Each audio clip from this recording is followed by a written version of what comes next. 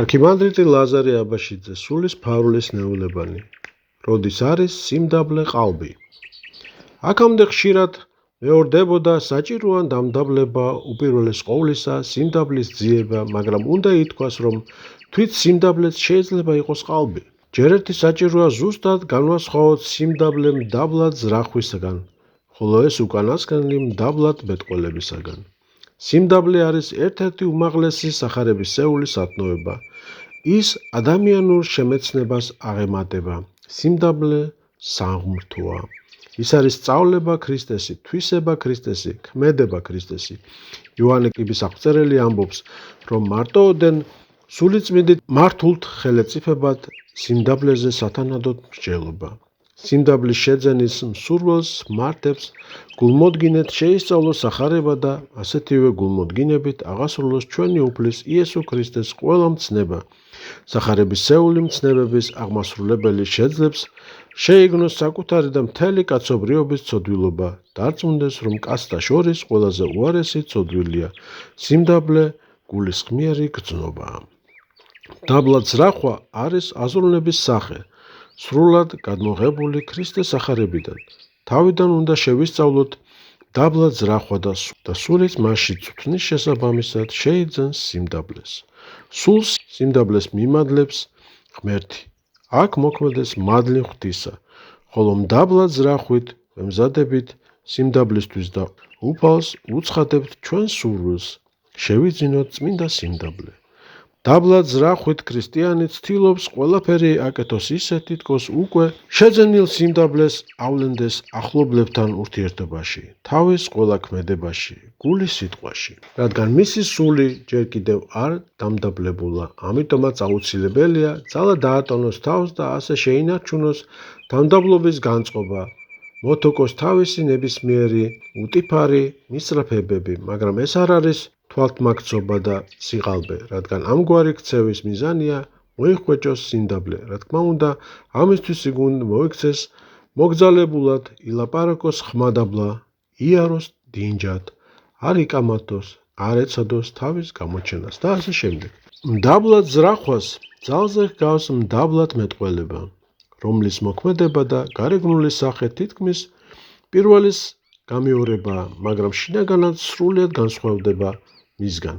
მდაბლად მეტყველებას სხვა მიზანი აქვს, მას სურს ადამიანებს თავი მოაჩვენოს მდაბლად, რის გამოც ძირს ხრის თვალებს, საუბრობს ხმადაბლა, მოგძალებულად, გამოიყურება მშვიდად და თავშეკავებულად, ზოგჯერ საკუთარ თავზე წარმოთქვამს მამხილებელ ფრაზებს, მაგრამ ეს ყოველთვის ხდება მოსაჩვენებლად, ხალხის აზრის შესაქმნელად. რამდენადაც სასარგებლოა ღვთის წინაშე ცოდვილობის გამო ფარულად თავად გაკიცხვა და რამდენადაც სასარგებლოა ღვთის წინაშე ცოდვილობის გამო ფარულად თავის გაკიცხვა და დადანაშაულება სულის სიღრმეში, იმდენადვე საზიანოა ამის გაკეთება კაცთა წინაშე, რადგან ამით გავაღვივებთ მაცდურ აზრს, რომ ვართ მდაბალნი, გვეუბნება ეპისკოპოსი ეგნატე. მან შენიშნა საინტერესო რამ, ამა სოფელს ძალზე არ მოსწონს ადამიანთა ჭეშმარიტი სიმდაბლე, ხოლო ცრუ თვალთმაქცური მუდამ ერთობ იზიდავს. მღვდელმთავარი წერს, სამონაზვნო ცხოვრებაში წარმატებული ადამიანები იძენენ გულის განსაკუთრებულ თავისუფლებასა და სიწრფელეს, რამაც შეუძლებელია თავი არ იჩინოს მათ ურთიერთობაში ახლობლებთან. ეს არ მოსწონს ამას სოფელს. მათ ამპარტავან ადამიანებად მიიჩნევს. ერი ეძიებს მნიქმნელობას, მათში ხედავს სიწრფელეს, რაც არ სჭირდება. მათშივე ხედავს თავისთვის საძულველ მხილებას. შეინიშნება, რომ ჭეშმარიტად მდაბალი ადამიანები, რომელთაც მოყვასი უყვართ, არ ზრუნავენ იმაზე თუ რა შთაბეჭდილებას მოახდენენ სხვებზე. ისინი ყურს უგდებენ თავიანთ სულს და მხოლოდ იმას ლამობენ, რომ ნამდვილად აღასრულონ ქრისტეს მცნებანი მოყვასის მიმართ. ასეთი კაცთა ქცევა ძალზე თავშეკავებულია, ზოგჯერ გარეგნულად მეტისმეტად პირქუში და მკაცრის ჩანს, მაგრამ თავად დრო ცხადყოფს, რომ ეს ადამიანები ჭეშმარიტად ზრუნავდნენ მაყვასზე. თანაუგრძნობდნენ მათ და ეხმარებოდნენ, ხოლო თვალთმაქცნი, პირმოთნენი, ვითომ თავმდაბალნი ხშირად უჩვეულოდ გულღია ალერსიანი და თავაზიანი არიან, მაგრამ საკმარისია კაცს რაიმე მწუხარება, გასაჭირი სირთულე შეემთხვეს და ისინი აღმოჩნდებიან შორეულნი, გულწივნი, უცხონი, აუღელვებელნი მოყვასის ტანჯვის მიმართ. სწორედ ეს არის ცომი იგი ფარისეველთა, რისგან გაფრთხილებაც დაუდო მცნებად თავის მოწაფეებს უფალმა ჩვენმა იესო ქრისტემ. ჯერ გადავწყვეთ რაიმეს გაკეთებას, რადგან მას ჩვენი ცხონებისთვის საჭირო, ანუ ღვთისათვის სათნო საქმედ მივიჩნევთ, მაგრამ შემდგომ უარს ვამბობთ მასზე და ამის მიზეზი სხვა არაფერია თუ არა, თავის სიბრალული. არ გვინდა ძილის მოკლება, ცხომამდე ჭამის შეზღუდვა, თავის შეწუხება. შეგვებრალება საკუთარი თავი და მივატოვებთ საქმეებს, რომელთა კეთებაც სინდისმა გვიკარნახა და საჯაროდ მივიჩნეთ საცხოვნებლად. ასეთი საქციელით ჩვენ ღვთისათვის სათნო ყოფისა და ცხონებისათვის ზრუნვიდან ვინაცვლებთ თავმოთნეობისაკენ.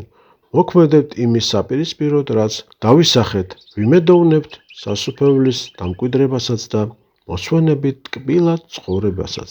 ეს კი ურთიერთთან შეუთავსებელია. წმინდა მოღვაწენი ნიადაგი მეორებდნენ, ვისაც სურს ნებისმიერი სვლა ხსნის გზაზე, მან სასიკვდილოდ უნდა გადადოს თავი. საუბარი არა რაიმე უნიშნელობაზე, არამედ თავად სიცოცხლის დაკარგვაზე, რათა სიცოცხლის ბოლომდე მიყვეს წამოწყებულ საქმეს. თუ თავის სიბრალულს აყვები, მაშასადამე ჯერაც არ უარყავის საკუთარი თავი, ერთი ნაბიჯიც არ გადაგიდგამს ქრისტეს გზაზე. ამის შესახებ მხოლოდ ფიქრობდი და საუბრობდი, საქმე კი არ მოაყოლე. ისაკ ასური გონების დაბნელების დაშვება უპირველესად შეინიშნება სიზარმაცეში ღვთისმსახურებისა და ლოცვის მიმართ. ჯერ სული თანდათან ჩამოშორდება მათ, შემდეგ კარგავს ღვთის შემწეობას და იოლად უვარდება ხელთ მტრებს. სხვა გზა სულიერი ცხონებისა არ არსებობს. ერიდეთ უქმობას, რადგან მასში იმალება უეჭველი სიკვდილი. თუ უქმად არ ვიქნებით, შეუძლებელია ჩაუვარდეთ ხელთ ჩვენ დატყვევების მსურველთ. სამჯეროს დღეს ღმერთი განგვიკითხავს არა ფსალმუნთა და ლოცვის დატევების გამო, არამედ იმიტომ, რომ ამგვარი ქმედებით ეშმაკებს ჩვენში შემოსასვლელი კარი ეხსნებათ.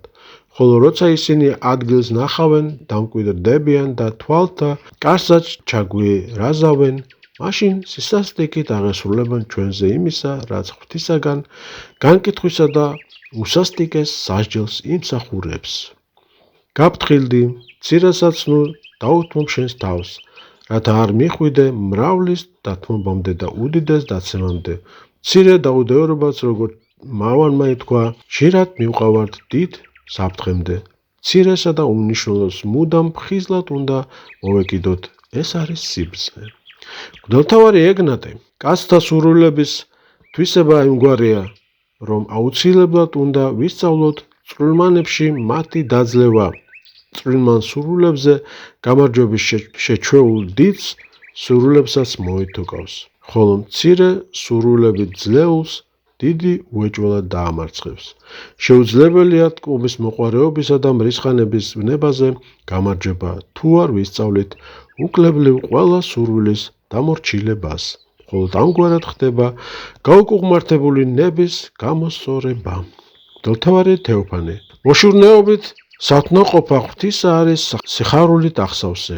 ღვთაშესხმული სვლა სულისა ღვთისაკენ. უამისოდ შეიძლება მთელი საქმე გაფუჭდეს. ყველაფერი უნდა კეთდებოდეს ღვთის სადიდებლად, ჩვენში დამკვიდრებული ცოდვის საპირისპიროდ.